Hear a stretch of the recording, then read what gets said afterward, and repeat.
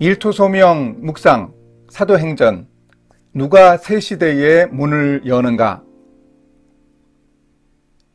베드로는 하나님 나라의 영역이 점점 넓혀지는 과정에서 중요한 역할을 했고 그 과정을 지켜보았습니다.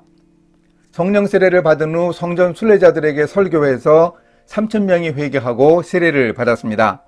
빌립 집사의 사마리아 전도에도 동참했고 성령님이 임했습니다. 유대지방 루다와 요빠에서도 복음을 전하고 이적을 행해 많은 사람들이 주님께 돌아오게 했습니다.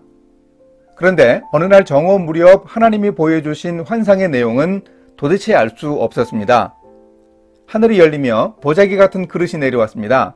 배가 고픈 시간이었지만 그 안에 든 각종 부정한 짐승과 새들을 잡아먹으라는 명령에 따를 수는 없었습니다. 그러나 하나님께서 깨끗하게 하신 것을 속되다고 하지 말라는 음성이 들렸습니다. 3번 그 과정이 반복된 후 그릇이 하늘로 올라갔습니다. 베드로가 이해하지 못한 이 환상은 하나님 나라가 전개되는 과정에서 중요하고도 새로운 문이 열릴 것을 보여줍니다. 오늘 말씀은 사도행전 10장 9절에서 22절입니다. 이튿날 그들이 길을 가다가 그 성에 가까이 갔을 그때에 베드로가 기도하려고 지붕에 올라가니 그 시각은 제6시더라. 그가 시장하여 먹고자 하매 사람들이 준비할 때에 황홀한 중에 하늘이 열리며 한 그릇이 내려오는 것을 보니 큰 보자기 같고 4 귀를 메어 땅에 들이웠더라. 그 안에는 땅에 있는 각종 4발 가진 짐승과 기는 것과 공중에 나는 것들이 있더라. 또 소리가 있으되 베드로야 일어나 잡아 먹어라 하거늘 베드로가 이르되 주여 그럴 수 없나이다. 속되고 깨끗하지 아니한 것을 내가 결코 먹지 아니하였나이다 한데 또 2번째 소리가 있으되 하나님께서 깨끗하게 하신 것을 내가 속되다 하지 말라 하더라. 이런 일이 3번 있은 후 그 그릇이 곧 하늘로 올려져 가니라.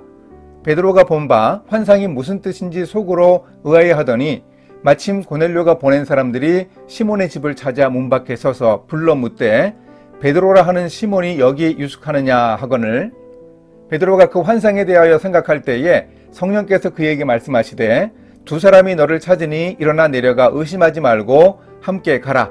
내가 그들을 보내었느니라 하시니 베드로가 내려가 그 사람들을 보고 이르되 내가 곧 너희가 찾는 사람인데 너희가 무슨 일로 왔느냐?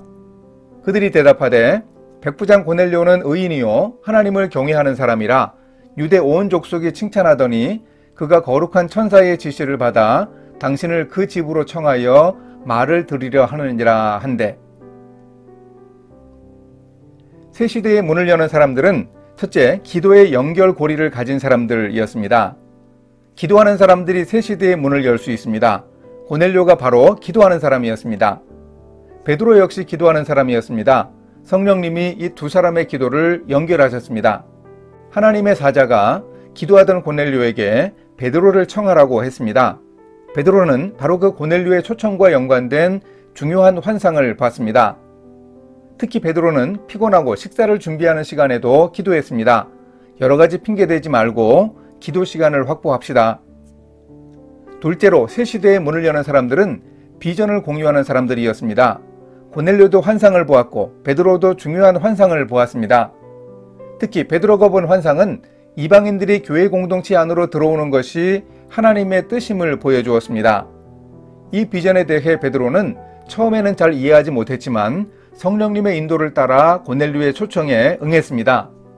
그의 집에 가서 복음을 전하면서 베드로가 확인했습니다. 베드로가 본 환상을 통해 복음 전파는 새로운 국면을 맞게 되었습니다. 이방인들이 복음을 듣고 회심할 것입니다.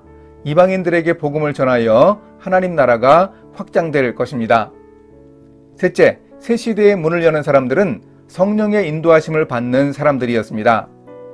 베드로가 환상을 잘 이해하지 못할 때 성령님이 고넬료가 보낸 사람들을 인도하셨습니다. 마침 고넬료가 보낸 사람이 왔다고 하는데 베드로는 나중에도 이 사실을 강조합니다. 이같이 베드로는 성령님의 인도하심에 민감했고 철저히 순종했습니다. 이방인이었지만 경건한 고넬료가 자신을 초대한 것이 환상의 내용과 부합됨을 확신하고 그들을 따라 나섰습니다. 우리도 과연 새로운 복음 전파의 문을 여는 크리스천들입니까?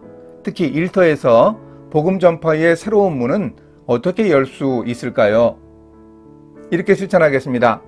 우리의 일터에서도 복음 전파의 새로운 문을 열기 위해 하나님이 우리도 부르심을 명심하겠습니다.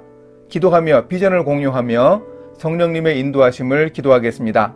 그리고 인내하며 주님의 뜻을 따르겠습니다. 함께 기도하십니다. 하나님 아버지, 한국교회의 앞날과 우리 일터의 복음화를 위해 기도하는 사람이 되게 인도해 주소서. 하나님 나라를 위한 비전을 가지게 하여 주시기 원합니다. 성령님의 인도를 통해 복음의 문을 열어갈 수 있도록 주님이 함께 하여 주소서. 예수님의 이름으로 기도합니다. 아멘.